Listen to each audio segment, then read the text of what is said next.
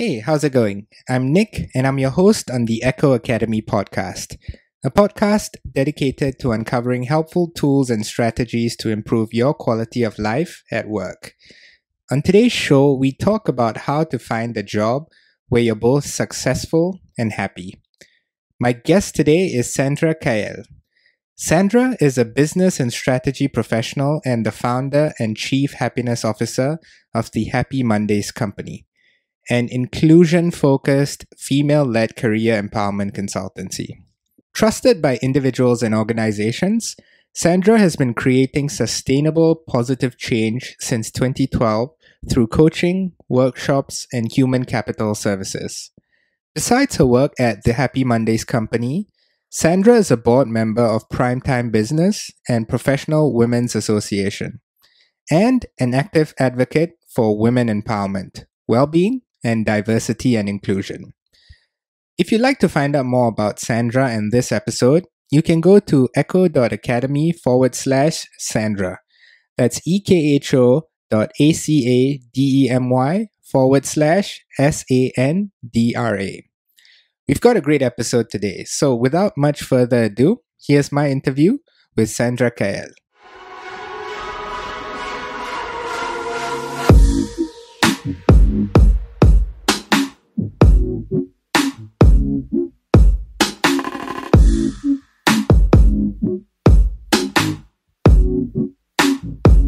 Okay. So, Sandra, welcome to the podcast. Hello. Good afternoon. No. Good evening. Good evening. Yeah. Yeah. That's fine. Yeah, no worries.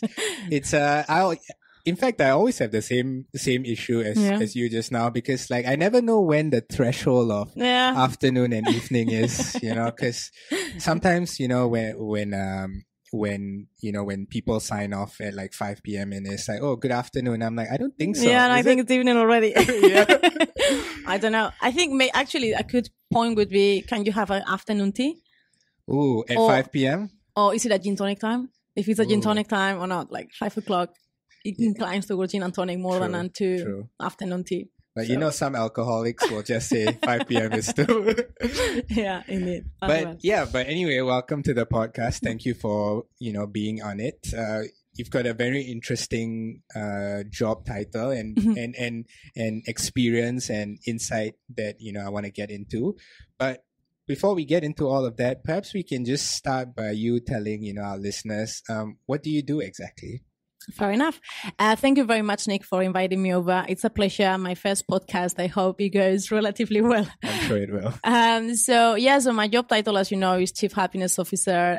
So basically my job is about creating happy Mondays. That's what I do for a living.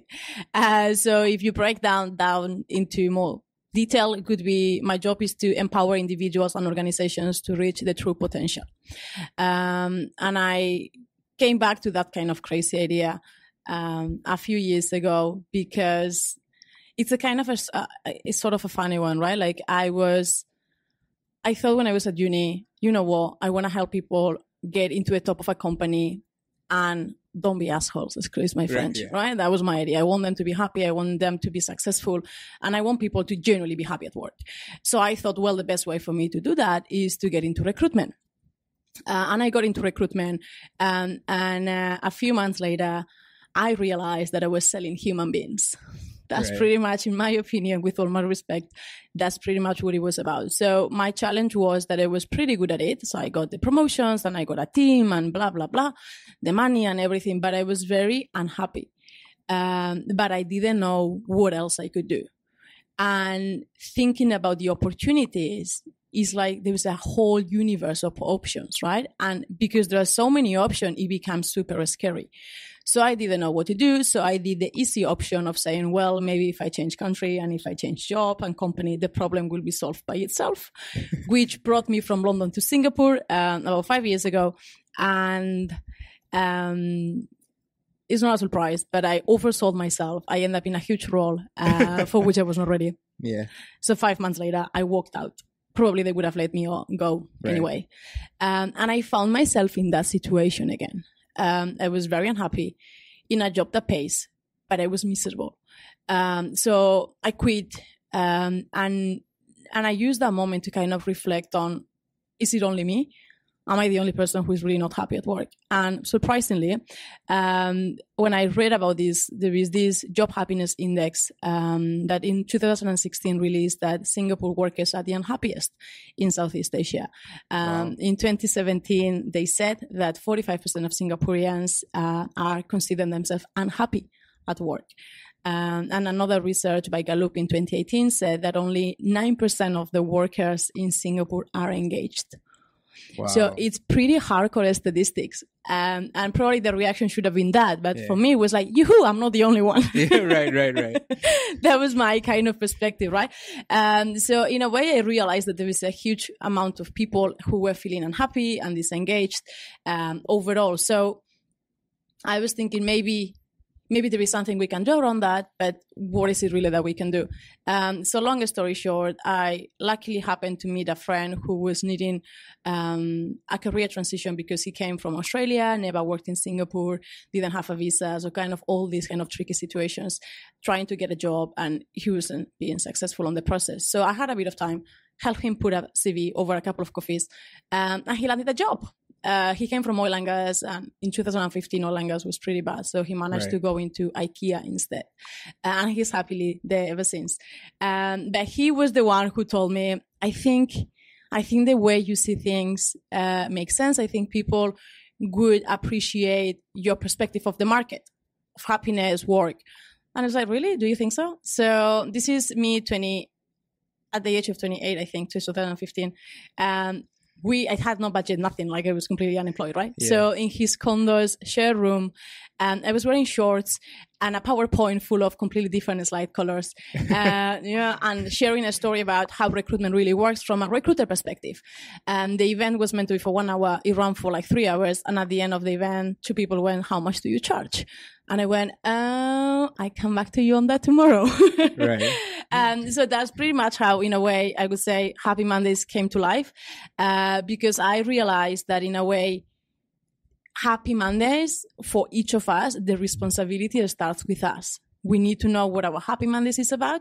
We need to be empowered and confident enough to make it vocal, to be able to have that. Because many people blame companies, right? Like my company, I hate my company.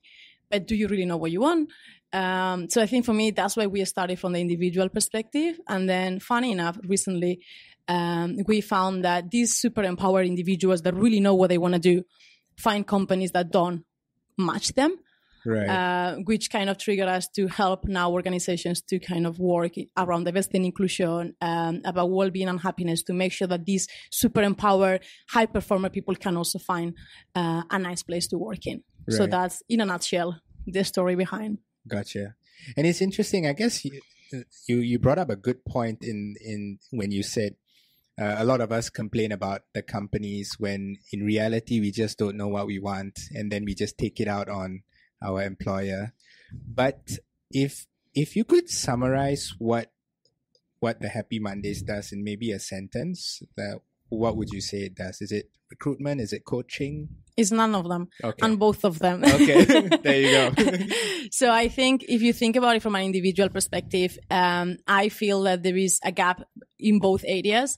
So, and this is completely my opinion, coaching helps you a lot to dream about what you want to do next, and it helps you a lot on self-development. At least it helped me. But then they kind of leave you there, right? They go like, now this is your career path. Good luck. And recruitment, they don't care so much about your dreams. They care about what you can do today. So Happy Mondays, we create a bridge between both concepts.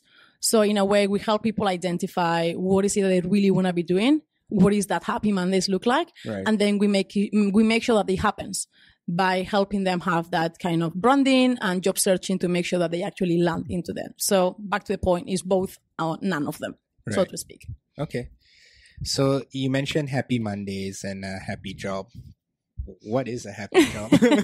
Or what does a happy Monday look like? A happy Monday, I think, is pretty much when you wake up happy to go to work on a Monday, right? Right. But a happy job for me is, in a nutshell, is a job that brings you success, but also brings you a sense of belonging, sense of contribution, and bigger purpose.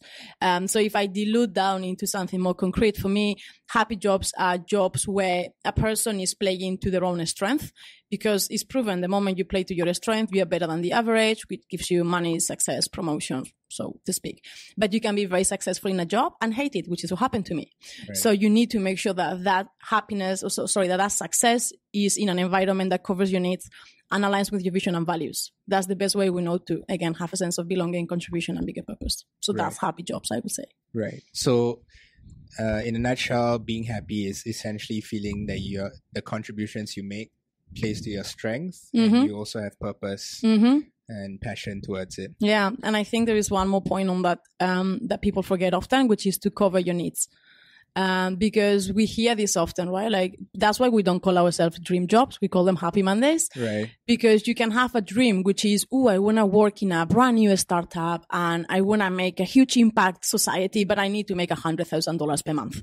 Yeah. That's not going to happen. Right. So it's about understanding what are your needs and making conscious decisions around that. So again, if you need to make $100,000 per month, for example, maybe a brand new startup probably won't be the place that makes you happy. So you need to always bear in mind what are your needs. So for me, that's a very important thing. So it's playing to your strength, having something that you are passionate about or that contributes to the bigger purpose for you, but always keeping an eye on what are your needs. Got it. But if you had to choose which would come first, would it be your needs or finding a job that, plays to your strengths and your passions? Okay, so let me play back this on you. Yeah.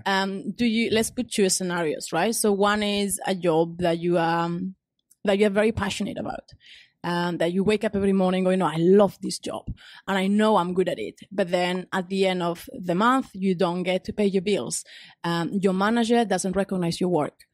You are in a company that is hostile to you. So you love the job as a task and you're good at it, but everything else is missing. Right. Versus a different situation where you are in a job that you are doing okay. Maybe it's not your perfect job, but you get to pay the bills. Your management values you. You are in a nice working environment. Right. It doesn't really contribute to the ultimate goal of your life, but so which of the two would you prefer?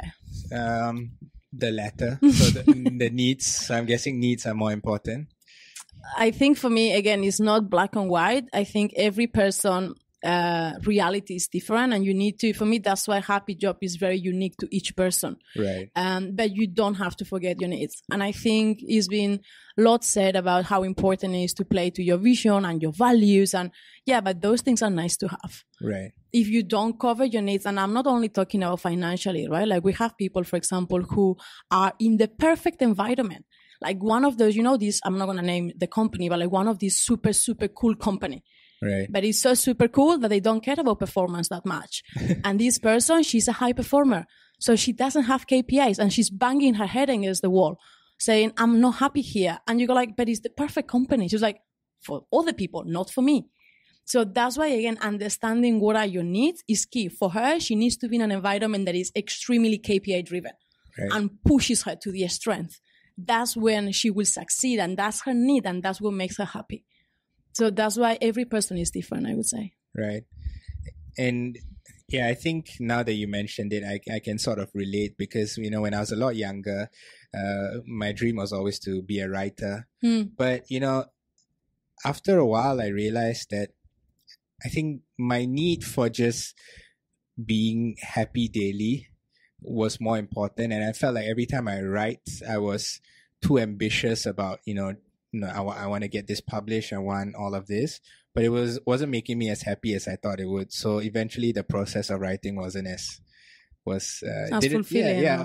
As fulfilling. So I suppose, you're right. For me at least, the basic needs, of just being happy every day and being able to smile and contribute in a way that's meaningful is more important than, I don't know. Something else, I guess. So for me, that's why I always talk about the importance between sacrificing and compromising, right? I hate the word sacrificing. I think it has no place. at work nor at personal life, because if you sacrifice for something or for somebody, it's going to come and bite you back. However, compromising is important. That's why, again, I come back to the concept of I don't believe in dream jobs like that. Perfect. I genuinely don't believe in it.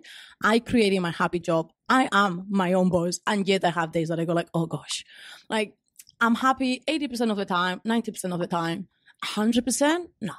Right. And I genuinely, I mean, if anybody that is listening is 100% happy every single day of their life, please give me a call. Yeah. Because I like really want to understand. Yes.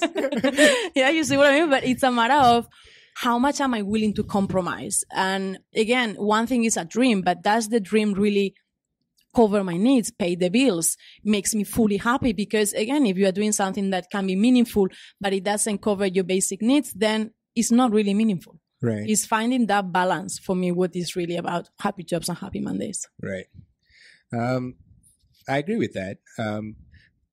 But I would also like to ask the question regarding sacrifice. When you sacrifice for people, sometimes, I don't know, it's just as fulfilling, right? I mean, for example, if you sacrifice for your kids or like you have a parent who's sick, so you take a simpler job, so to speak, to take care of them. I think that level of sacrifice,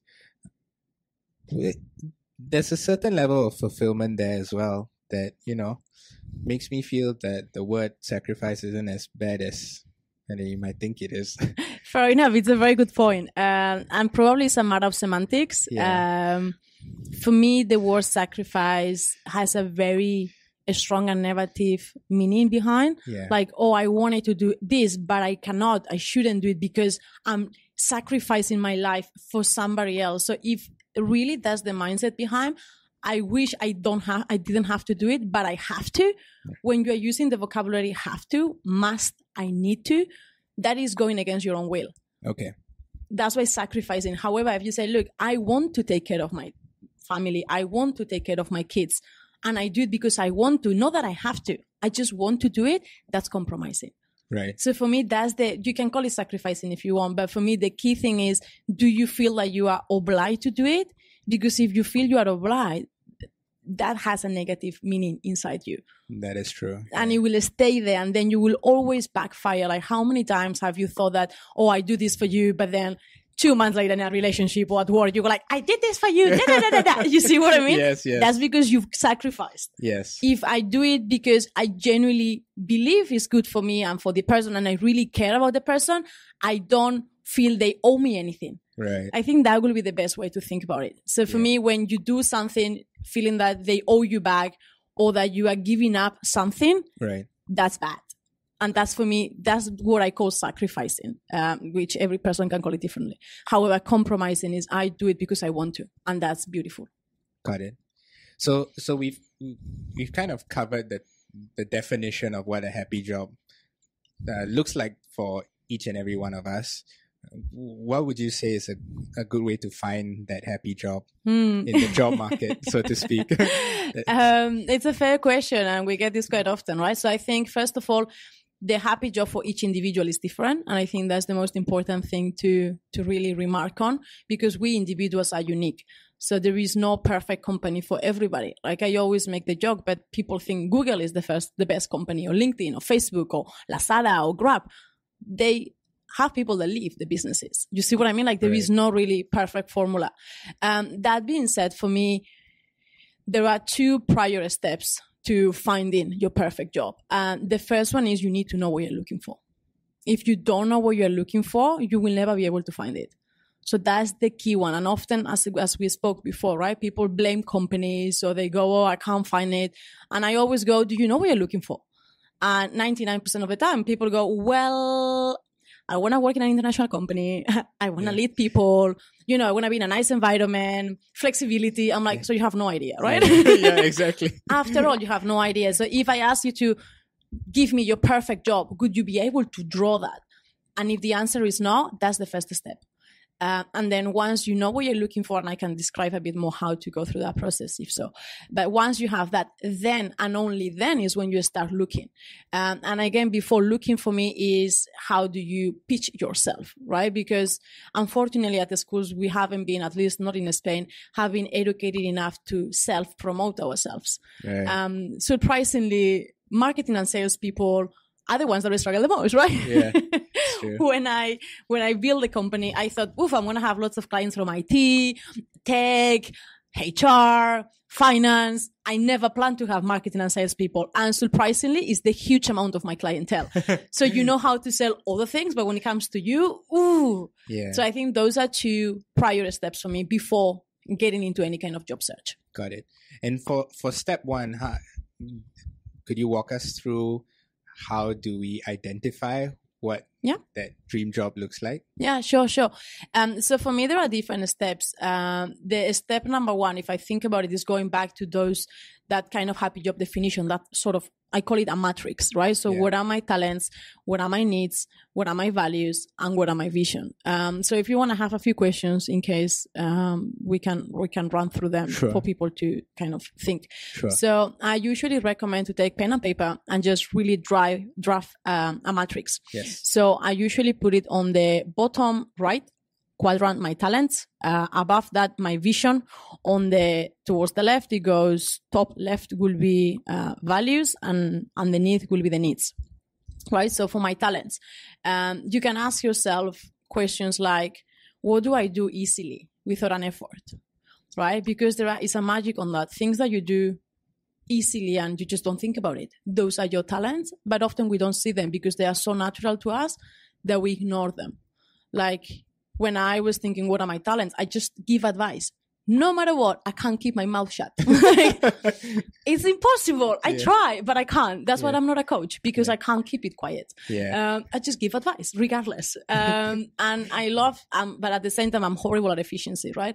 So I really admire people who are efficiency driven, and these people don't see it because I ask them, well, have you saved the company money, for example? And they go like, well, I kind of came up with this template that I put this template so then everybody else could, instead of spending 1 hour, they will just spend 5 minutes filling up this document. And I'm like, oh my gosh. Or like, preferred supplier list, this kind of thing. That's efficiency, right? And they go like, that's common sense. I'm like, no, trust me, that's not common sense. Yeah. So those are the kind of things that you need to reflect, I think. What am I naturally, because when you think, what am I naturally good at? People go, nothing.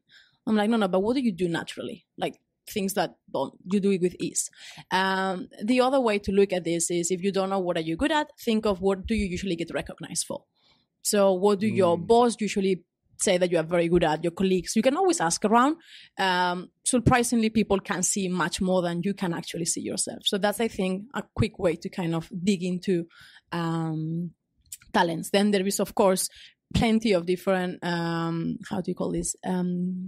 tests that you can do, such as Gallup, Strength Finder, and there are plenty of them. But you don't have to necessarily invest on that. You can just really think a little bit around that, and I think it gives you a good starting point. And I like that actually, because it's so hard to recognize the good in us. So sometimes it's just better to just ask someone, be like, tell me, what am I good at? I need to know.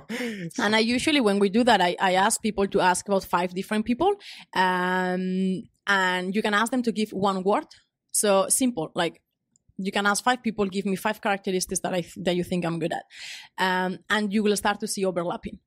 Because if you ask one person, every person has a different perspective. But if you look at, maybe you can ask 3 or 4 people at work, 3 or 4 people at your personal life, and you can see different aspects. I did that. And then my parents were like, my friends and my coworkers had completely different than my parents. And I was like, really? That? You see me like that? Okay. But yeah, it's interesting to kind of have, a different perspective, because in my case, like my coworkers were like, oh, an active listener or a very persuasive person. My parents were like a leader, an organized person. I'm like, an organized person? Really? Am I organized? They love you too much. Yeah. That's why it's always good to get out of home as well to get feedback. So yeah, that's in terms of talents. In terms of needs, the basic one, of course, is salary. And I always encourage people to do, we tell them like 3 levels of salary. What's your ideal, which everyone has a number for? But also, what are your absolute minimum salary? Ego on the side, right? Because you're saying, "Oh, I'm making right now $50,000 a month," but do you really need $50,000 a month? Right. So that's why I always go ego on the side. How much do I really need? So that gives you a good understanding of, okay, I want to make X amount of money. In my ideal world, I would like to make X plus 5. But how much do I really need? Because when you understand how much are your needs, it can open up a whole new universe of jobs. You see, so for example, coming back to the point that I said before, if I want to work for a startup and make a huge contribution, and I say my minimum salary is $100,000, probably won't happen. But if I get lots of things out and I go, well, actually, my real basic salary is, I don't know, 10,000, for example, maybe that is more doable. So again, it then comes back to compromising. Do I really want to make that decision or not? But salary is one of the key things. And then the other key question to ask in terms of your needs is, when you think about work, what makes you feel that you belong? Mm-hmm. Because a basic need is sense of belonging at work. Right. So what makes me feel that I am in the right place? Like, what do I need from my management? That's a very important aspect for needs, I think.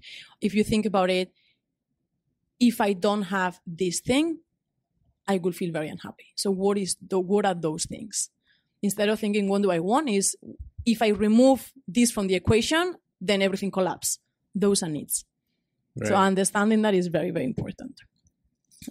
Values. You can start by thinking, okay, what are my personal values? And then the flip side from the needs. What are the 5 things, for example, that I want when I'm joining a company? What are the things that I look for in a company? But you see the difference between one thing is what do I want? And the other one is, if I don't have this, my life collapses. So a bit dramatic, but kind of that's the concept. Yeah. That's the big difference between needs and wants.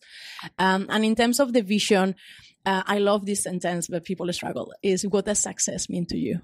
Right. That's for me the most important thinking when you're thinking of vision, right? Like I was listening the other day to another podcast, and they were also saying, if you die tomorrow, what would you like people to talk about you in your funeral? What would you like to be remembered for? Right? So those are kind of indicators of what you like to be doing. And then in a simple version, what are you genuinely passionate about? What do you usually read about in Facebook, in Instagram? Like these kind of things also give you an indicator of what are you kind of interested about. Right. So to recap, for me, step number 1 will be to really get clarity on those 4 pillars. Because if you think about it, your inner talents and your vision will determine in a little bit what's the kind of path that you should be taking. And then if you look at your needs and your values, will determine a bit more about what kind of organizations will fit you best. Right. Yeah. So that's step number 1. The step number 2 is my favorite one so far, which is to really create your happy job. So I always go, if you could have anything and everything in terms of the job activities, what would you like to be doing? So, and I always make a very specific remark on this. It's not about money. It's not about company culture. Like all those go in the matrix. That's the kind of the surrounding. Now back into the actual job. In terms of activities, if you could design the perfect kind of list of activities, what would you like to be doing? So on this one, the easiest way, at least for me, is to kind of put everything on a piece of paper, sort of a brainstorming. Every kind of activity that you like to be doing, work-related or maybe not work-related, just dump everything into it. And maybe you can come back a couple of times. And then have a more analytical perspective. Start to see similarities. So for example, people who love to organize Christmas parties, and they also love to organize the friend gathering and the, trips. And they also at work love to organize things. Like eventually the commonality, even if they're completely random things, it all comes down to organizing. Right. So if you are able to list down everything and then start to see similarities, that's when you are able to go back to the core. So what we usually say is that from experience, everybody ends up with 4 to 6 activity blocks that you want to be doing, such as influencing, coordinating, organizing, analyzing, devising strategies, like kind of the core. But then the next step that I invite everybody to do is to allocate a time percentage. The reason behind it is, for example, there are 2 completely different jobs. If I want to be mentoring people, and that's a must. I really must do this. But if I want to only do it 10% of my time, it's a completely different job than if I want to be doing it 90% of my time. That is true. Okay, so one is identifying what are those pillars, and then how much time do I want to be spending in each activity. And with that information, and only then is when I invite people to go into the job market and search for that. Because once you understand what's your core, if you think about it, it's like a gift, right? So you have the present, and then you just find different wrapping papers. So that's, I don't know if that kind of makes sense. It makes a lot of sense. Yeah. Because sorry, I was captivated. I didn't nod. Sorry. It's okay.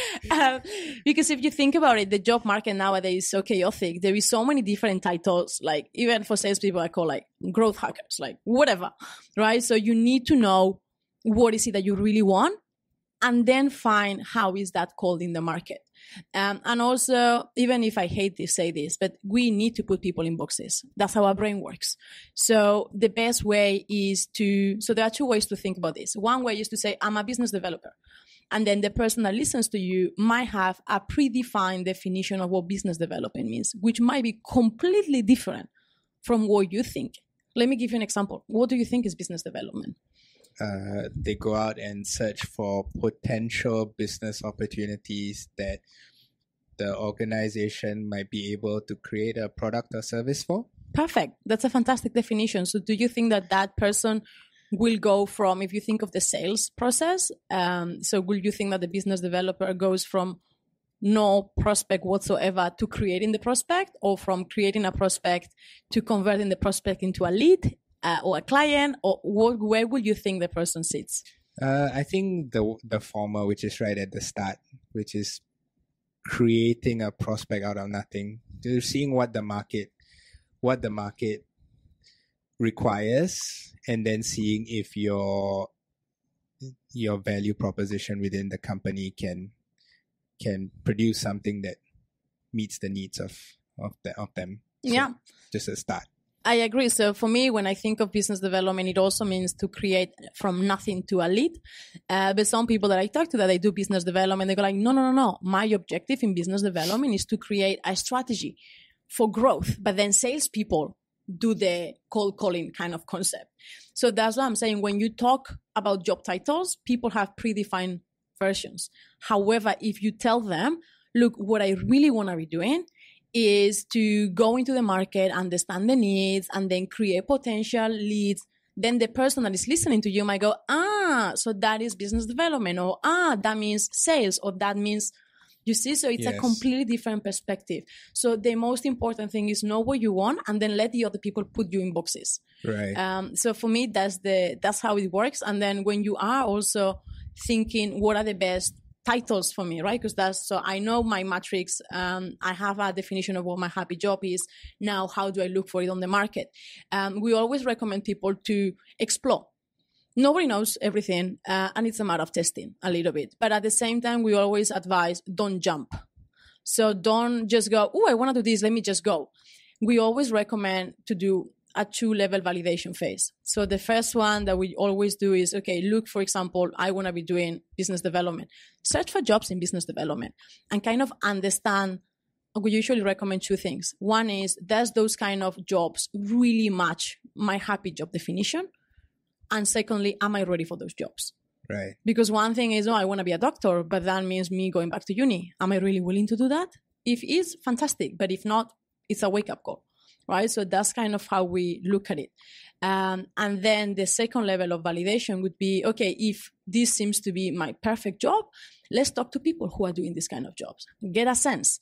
Because sometimes we have expectations versus reality. Like we work with a lady, for example, that she said, I want to be a project manager. And when I look at her matrix, she was very analytical, very good at planning.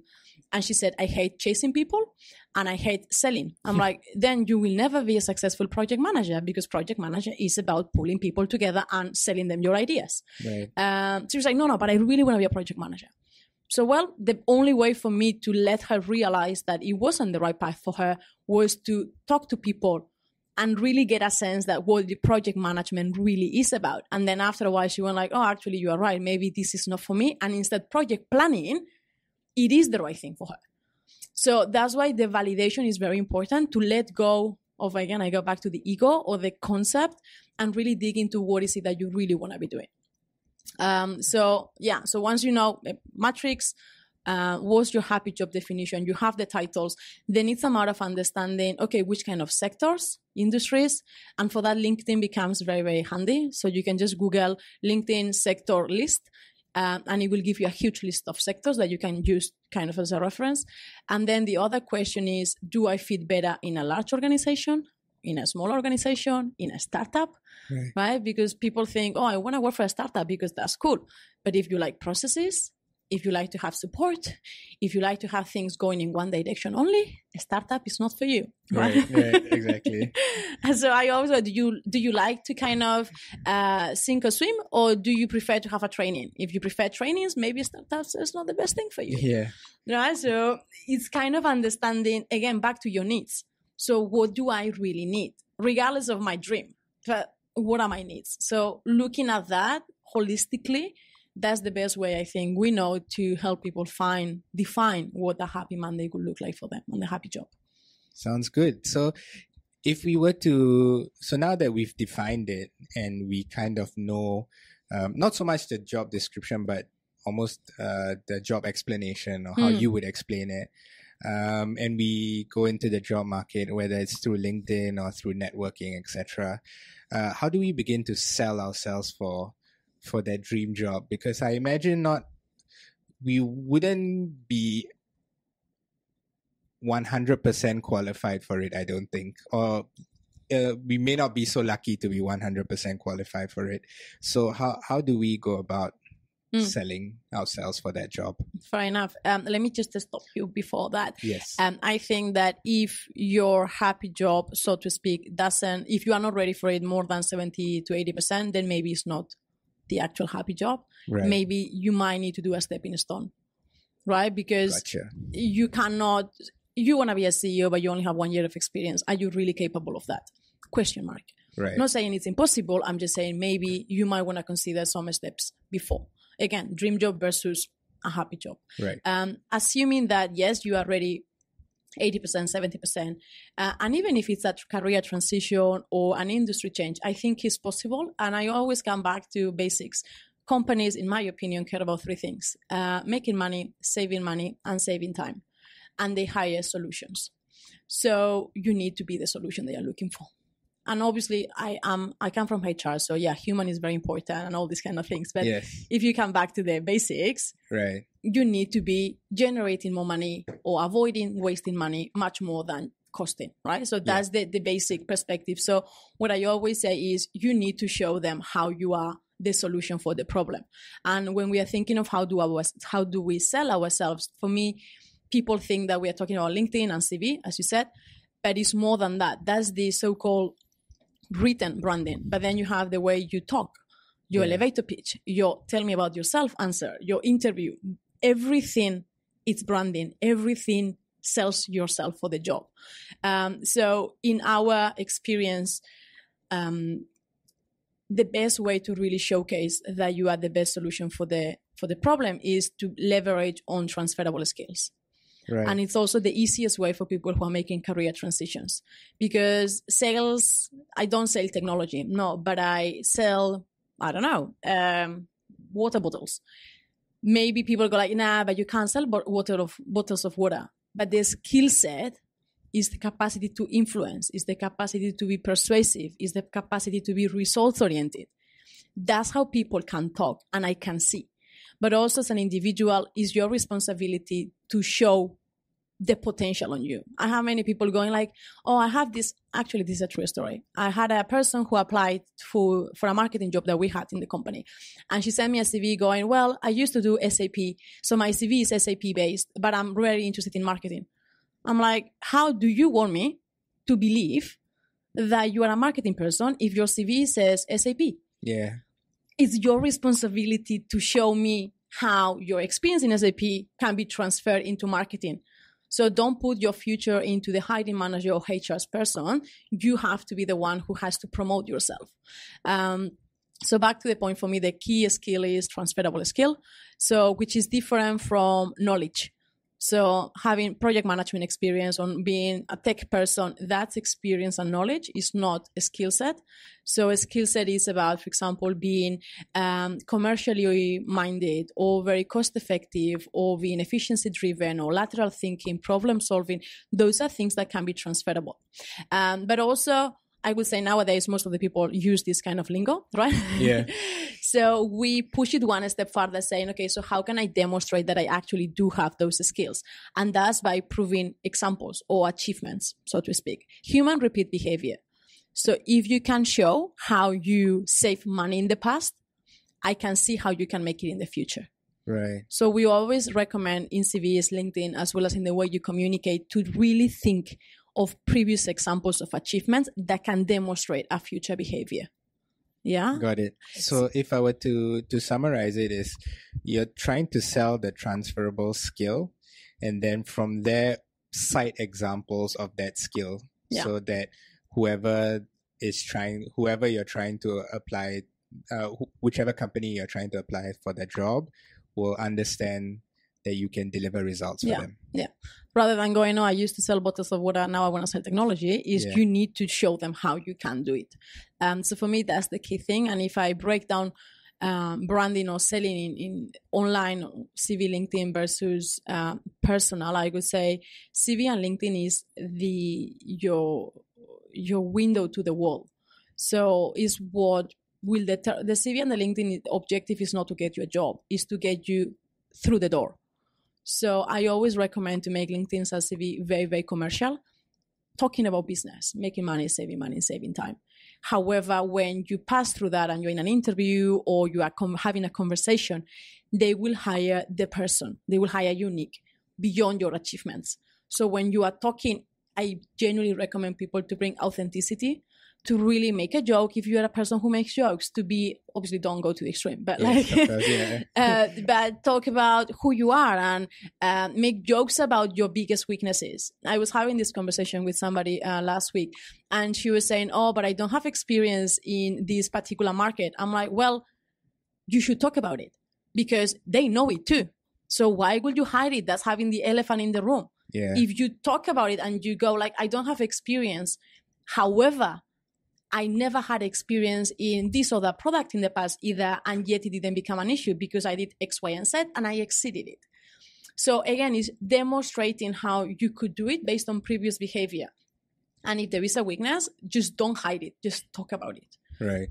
Which is the same, for example, for people who are coming back to work after a career break. Right. Like, don't pretend. Just talk about it and make fun out of it and say how this is not going to be an issue. Because if people are thinking it's an issue, you should address it. Yeah. So that's for me in a nutshell how I will. So if I recap everything in terms of branding, for me it's heavily thinking commercial. So making money, saving time, how what you do contributes to the business. And sometimes I say, for example, because I have people from compliance or lawyers, they go like, I don't really make money. I'm like, no, but you avoid lawsuits. Right? Yeah. That's money. Yes. So there is always a way. Yeah. Think commercial and leverage on transferable skills and demonstrate past examples that can demonstrate future behaviors. Right. That's what I would say. Wow. So it seems almost that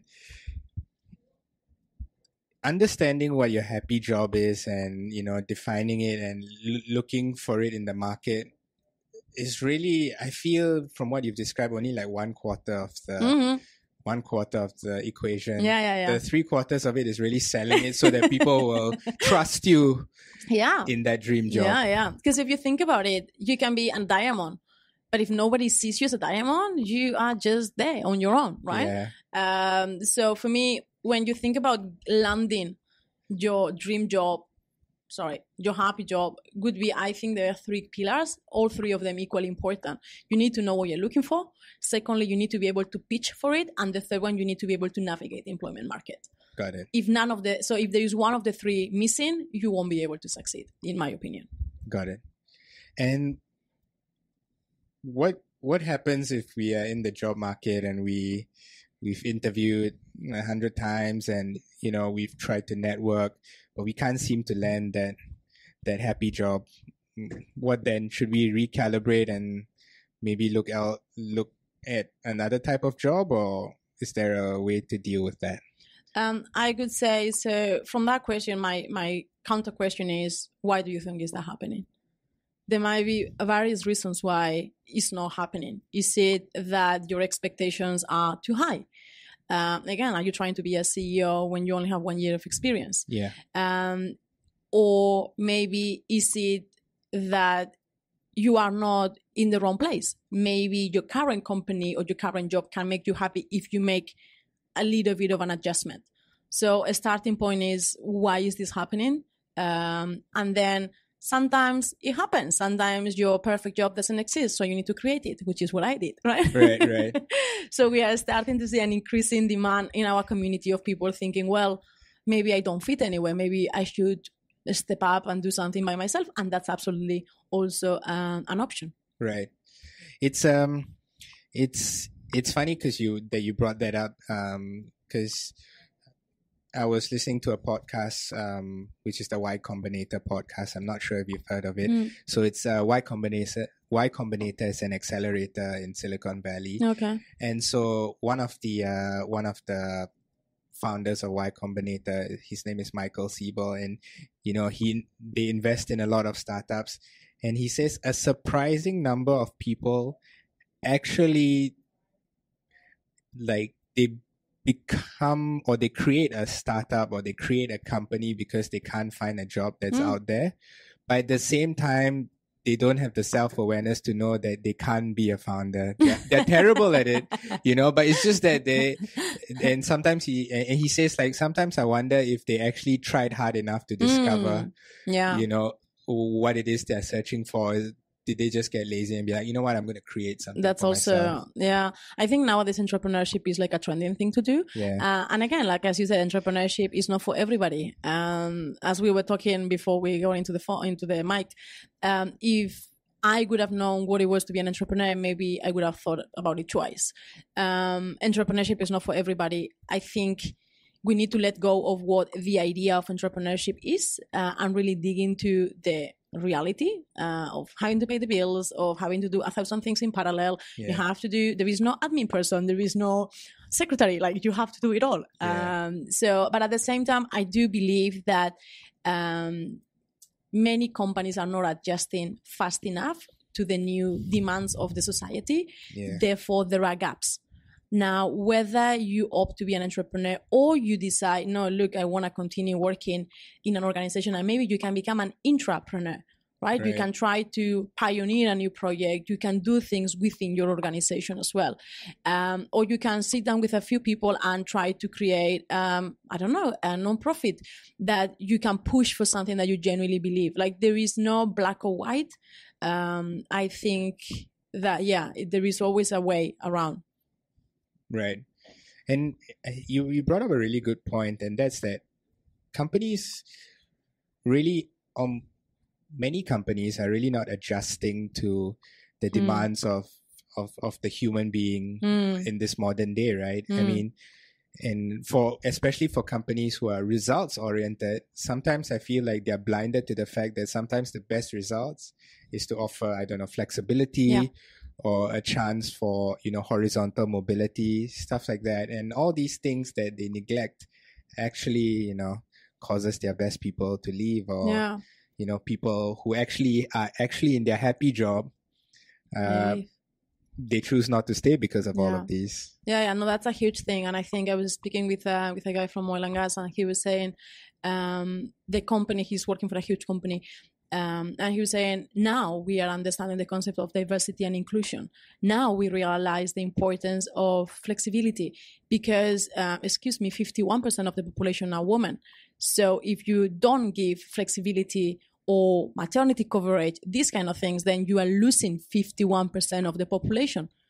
And then you go I'm struggling to find talent. I'm like, are you really looking at the 100%?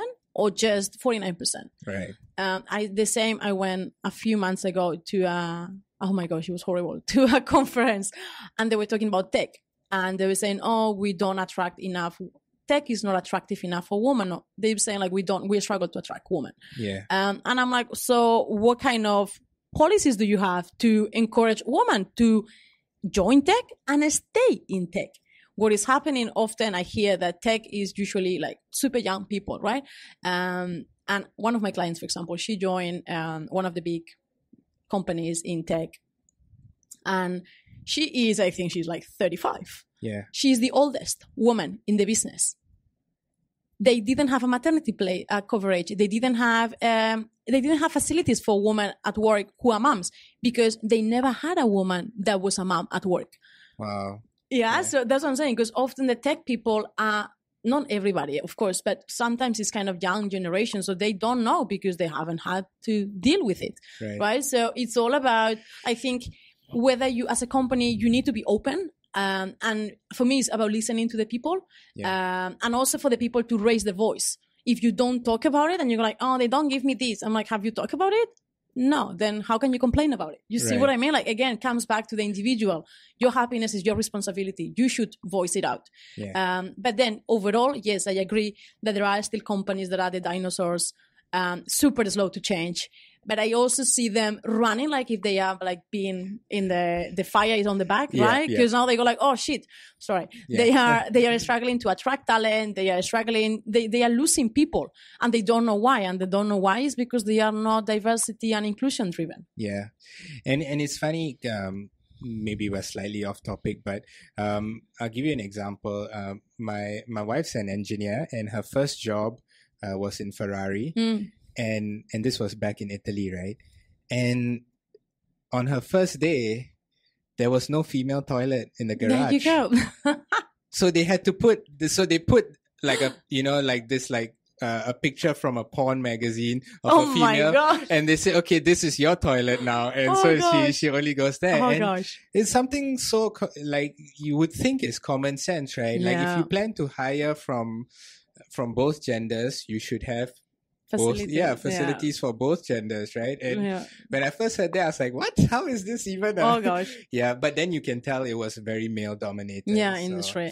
But also, I was reading about this the other day. There is a huge need for women, for example, if we continue in gender topic, for women to be in leadership positions, because we know what it is to be, but like to be a mom and to create policies around that. But also you need to get exposure for males into the woman world. Because that's the thing. I also don't blame necessarily Ferrari. They might never felt the need to have that, right? So they are ignorant. It's not that they don't want to do it. It's just they don't even know there is a need for that. So then you raise that, and then it's the company's decision. Do they want to make a step forward or not? Right. I was speaking to a lady, and she said she was flagging this, that the company, it's a huge company, and they were realizing that they were not very supportive for handicapped people. They didn't have a ramp, right? There were only staircases. I can't remember. Like, she flagged it out in one location. So then the team got that and went, okay. And they did a research around, and they identified, I can't remember how many offices that didn't have access for wheelchair. So they came back to her and they were like, okay, we identified, let's say 10 different offices that don't have this, which means that we need to invest $500,000 to put this properly. And she was saying like, and then there I am. I flagged it out. They went, okay, let's fix it. It's going to cost me $500,000. Do I want to do it or not? Yeah. So again, that's why we always joke about it. Diversity and inclusion. It's demonstrated that it's a win in the long term. Yeah. It's a pain in the ass in the short term. It's true. Yeah, it's true. Yeah. It is not easy to have people who think differently, who are different to you. It's not easy because it creates conflict and it takes forever to get to an agreement. However, it's definitely the best solution in the long term. It's true. Yeah, I mean, it's diversity and inclusion. It's the right concept, but then when you put a financial figure to it, everything changes. You're like, someone else will do it. But it's also about, I mean, we try to lead by example as much as we can, right? So, for example, we got somebody on board. We were interviewing. We had a person who was extremely capable, and we thought it was the best talent ever. But she was pregnant at that time, so we could make a call. Do we want to have somebody that we believe is the best talent, even though means that she's going to be out of work for a few months, or do we go for the best second talent? Yeah. So we are pretty happy to say that we went for the first one. Yeah. But that is a decision, and it's a cost, and it's like, do I play in the short game, or do I plan in the long term? Yeah. And again, employees are engaged and loyal to firms that they understand and they believe in. Yeah. Right. So if you give, as a company, if you give something to your employees, the employees will become much more loyal, and then they become your best advocates. They become your salespeople. It's just fantastic. Right. So it's kind of thinking, for me, it's thinking in the long term. But yeah, short term is a pain. Yeah. I agree on that. Yeah. I suppose it's easier if you see it as an investment rather than a cost. Yeah. For sure. So final question with regards to the happy job. And for me, this is an interesting question. And that is, happy job is all well and good, but what would you say to those who feel that happiness is a byproduct? It's not something that it's not an active thing, but something that you get when it's an internal decision, because we can be happy regardless of our job. Mm-hmm. What would you say to those people?